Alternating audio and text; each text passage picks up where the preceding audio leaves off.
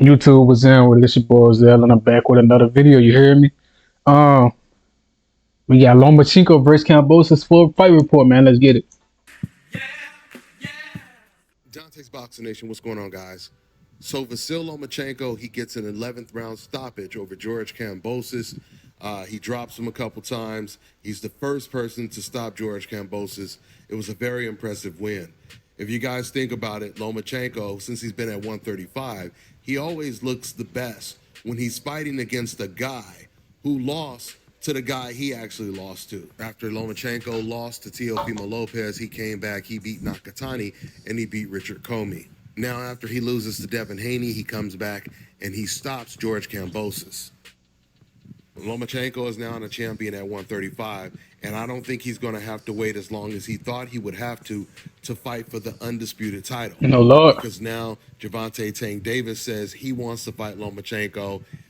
Now Bob Arum is saying he wants to make Shakur Stevenson versus Lomachenko. So there's a very good chance that we'll see Lomachenko unify in his very next fight. Before I wrap this video up, just to give you a quick summary, if you guys missed the fight on how the fight played out, it played out like a lot of Lomachenko's fights. Once again, when he's fighting against lesser opposition, he started off a little slow. It looked like it was going to be a competitive fight in the first 2 rounds.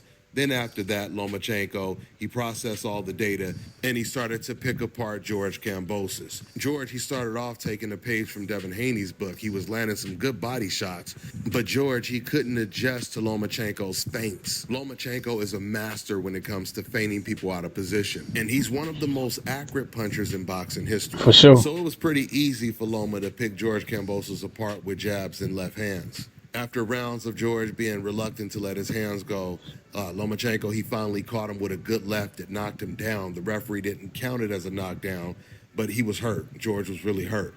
So after that, Loma, he just finished the job with some body shots. Yeah. It looked reminiscent of the Linares fight, the Lomachenko versus Linares fight, at least the knockdown with the body shot. So we'll see what Lomachenko does. Like I said, I truly believe this year he's going to be fighting. He needed to unify instantaneously. I'm gonna wrap this video up. He's going to be fighting in some big fights. With that being said, I'm gonna wrap this video up. That's all I got for now, guys. I'm on to the next. Man, Lomachenko is a great fighter, even at his older age. But the fact that he's aged out so long and haven't got a chance to fight these big names, partly because a lot of ducking has been happening between all these guys.